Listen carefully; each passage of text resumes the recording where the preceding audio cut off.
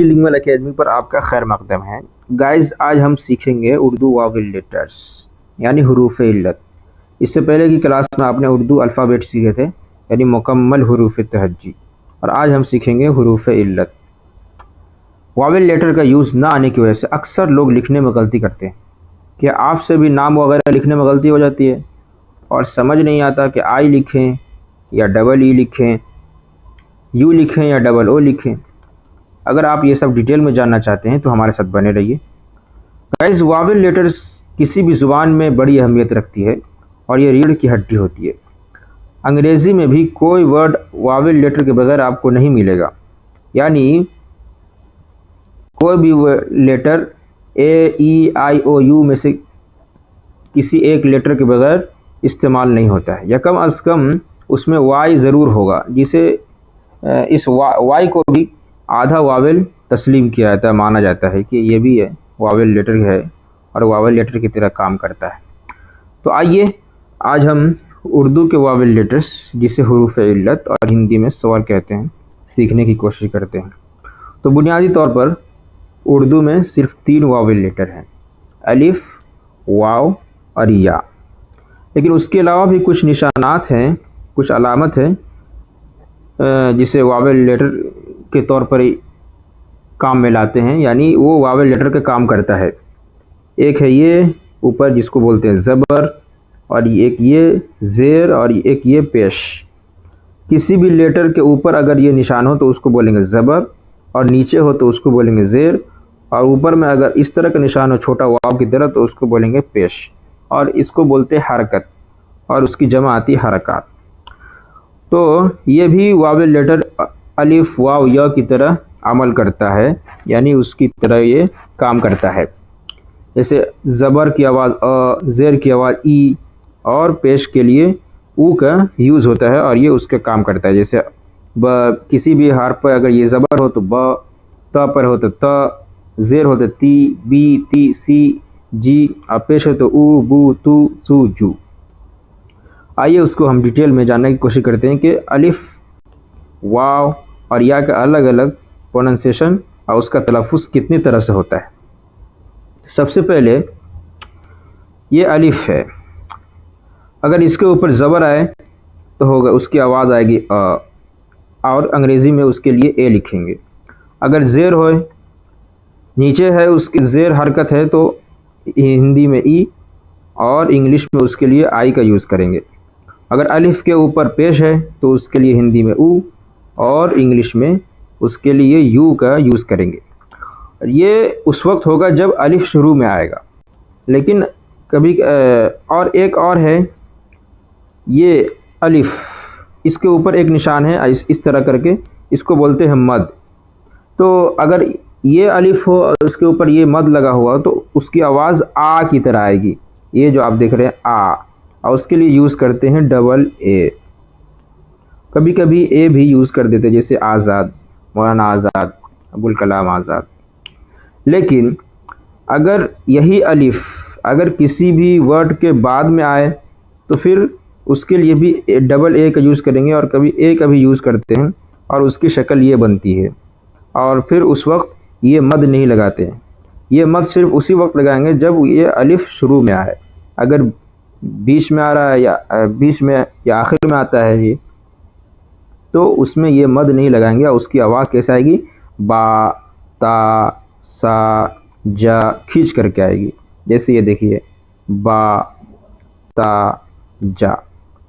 تو یہ الف کا ساؤنڈ ہو گیا۔ اور آگے ہم پڑھیں گے واو، کہ واو یہ لیٹر یہ کتنے طرح سے آواز دیتا ہے۔ تو اگر اس کے یہ شروع میں آ رہا ہے، زبر ہے تو و، زیر ہے تو وی، ڈبلو سے آئی سے، اور پیش ہے اس پر تو ڈبلو اور یو کا یوز ہوگا۔ لیکن اگر یہ واو اگر کسی بھی لیٹر کے بعد میں آ رہا ہے تو اس کی 3 آواز ہوگی۔ اگر یہ واو یہ ساکن ہے اور اس سے پہلے اگر زبر آ گیا تو اس کے لیے ہندی میں او والا ماترا یوز کریں گے، ڈبل اس طرح کر کے چشمہ، اور انگلش میں یوز کریں گے اے پلس یو، او۔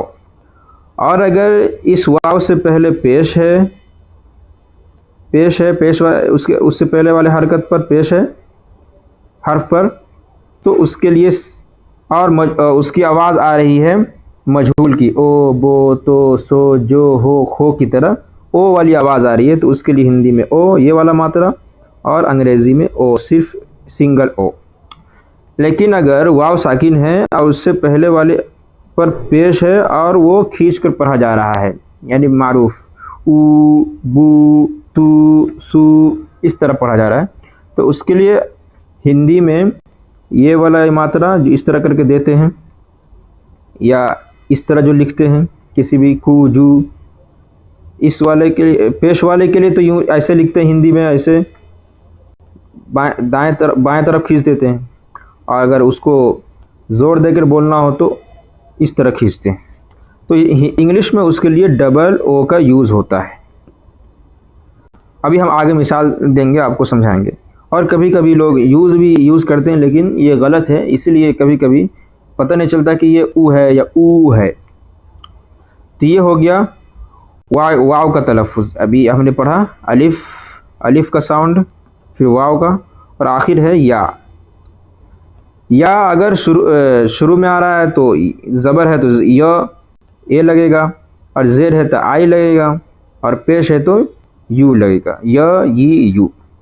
لیکن اگر یہ یا آخر میں آ رہا ہے، آخر میں یا بیچ میں آئے، تو پھر اس کا تلفظ الگ الگ اعتبار سے ہوگا۔ ایسے مان لیجئے اگر یہ یا ہے ساکن، اس سے پہلے اگر کسی اس حرف پر زبر ہے تو آئے ہوگا، یہ اس طرح یوز کریں گے، اے، جیسے اے کسی بھی حرف پر ایسے کر کے۔ اور انگلش میں اس کے لیے اے آئی یوز کریں گے۔ اور اگر یا سے پہلے والے حرف پر زیر ہے لیکن مجہول پڑھا جا رہا ہے، اے بے تے، اے بے، تو اس کے لیے یہ والا یوز کریں گے ہندی میں، اور انگلش میں ای کا استعمال کریں گے۔ لیکن اگر زیر ہے اور کھینچ کے پڑھا جا رہا ہے، جیسے ای بی تی سی جی، تو اس کے لیے انگلش میں یہ والی ای، جس کو ادھر سے ماترا نکالتے ہیں ایسے، اور انگلش میں لکھنا ہو تو ڈبل ای اس کے لیے یوز کریں گے، ای بی تی سی جے جی۔ اور ایک ہوتی ہے بڑی یا، آپ نے اردو میں پڑھا مکمل حروف تہجی جب پڑھ رہے تھے اس وقت دو یا ہوتی ہے، ایک یہ والی یا، ایک یہ یا، اس کو بولتے ہیں بڑی یا۔ اگر یہ بھی ہے، اس کا استعمال صرف کسی بھی ورڈ کے کسی بھی لفظ کے آخر میں ہوتا ہے، اس کا تو بیچ میں بھی ہو سکتا ہے اور آخر میں بھی، شروع میں بھی، لیکن اس کا استعمال صرف آخر میں ہوتا ہے۔ تو اگر اس سے پہلے والے حرف پر زیر آ رہا ہے، اے بے تے، تو اس کے لیے ای، اور اگر زبر آ رہا تھا اے بے تے جیسے، ایسے یوز کریں۔ تو یہ مکمل الف، واو اور یا لیٹرز کے یوز ہو گئے۔ اور اب ہم اس کو شارٹ کٹ میں دیکھتے ہیں کہ کتنی آواز بنے ٹوٹل اردو میں۔ یہ مکمل 10-11 الفاظ ہیں شاید۔ ایک ہے زبر آ گیا تو اے یوز ہوگا، اگر کھینچ کے ہے تو اس کے لیے اے یوز ہوگا، ڈبل اے۔ اگر زیر ہے تو ای، اور انگلش میں آئی، اور کھینچ کے ہے ای تو اس کے لیے ڈبل ای یا کبھی کبھی آئی بھی یوز کر لیتے ہیں۔ اور اگر مجہول ہے اے بے تے کر کے، تو اس کے لیے ای اور سنگل، اور ہندی میں اے یا یہ والا ماترا۔ اور اگر اس یا سے پہلے زبر ہے اے بے تے، تو ہندی میں اس طرح کا ماترا، اور انگریزی میں اے آئی۔ اور اگر پیش ہے او بو تو اس کے لیے او یہ والا، اور انگلش میں یو۔ اور اردو میں اگر کھینچ کے پڑھیں گے او بو تو سو منظور منصور اس طرح، تو ہندی میں اس کے لیے یہ والا ماترا یوز ہوگا، اور انگلش میں لکھنا ہو تو ڈبل او یوز کریں گے، یا کبھی کبھی یو بھی یوز کرتے ہیں، لیکن یہ کنفیوژن پیدا کرتا ہے۔ تو یہ ٹوٹل کے، اور اگر اس اور واو سے پہلے اگر او ہے، او بو تو مجہول والا جو، تو اس کے لیے او، اور اگر زبر ہے تو آؤ۔ تو یہ ٹوٹل کتنے ہو گئے؟ آ ای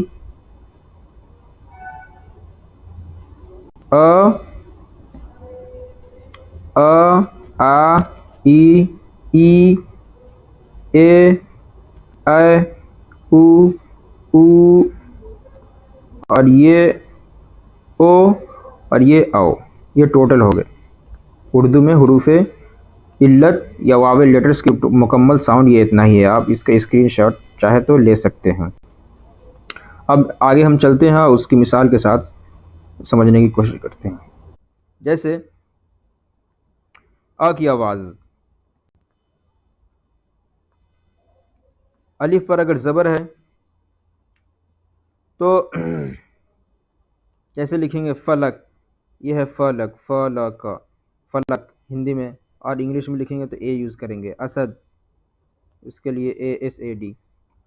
اور اگر اس کو کھینچ کے بولنا ہو جیسے آپ، آ کا یوز کریں گے آپ، ڈبل اے، اور ہندی میں یہ ماترا آپ.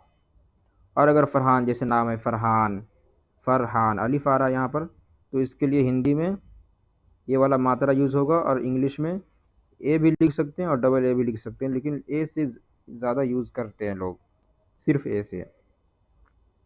اس کے بعد ہے ای. ای کے لیے جیسے اسلام، آئی کا یوز ہوا، ہندی میں ای ہوا. اور جیسے اگر بیچ میں یوز ہو رہا ہے جیسے شاکر، زیر آ رہا ہے اس پر نا، تو اس کے لیے ہندی میں ادھر کی بائیں طرف کی ماترا، اور انگلش میں آئی کا یوز. اور ڈبل ای ہے کھینچ کر کے، جیسے بشیر یا مدہ کے ساتھ، تو یہ والا ماترا ہندی میں اور انگلش میں ڈبل ای. اسی طرح نذیر میں. اس کے بعد اگلا لیٹر ہے اے. اے جیسے ایک، نیک، سے، جے. اس کے لیے ہندی میں یہ والا ماترا اور انگلش میں ای کا، سنگل ای کا یوز ہوگا. ابھی اس سے پہلے ڈبل ای کا ہو رہا تھا، یہاں پر صرف ای کا ہوگا. اس کے بعد اے. اے کے لیے انگلش میں اے آئی کا یوز ہوگا، اور ہندی میں اس طرح کے ماترا کا یوز ہوگا، جیسے حیدر، قیصر. اس کے بعد اگر پیش ہے جیسے مجاہد، تو اس کے لیے ہندی میں ادھر بائیں طرف کھینچ کر کے جو ماترا لکھتے ہیں اس کا یوز ہوگا، اور انگلش میں یو کا.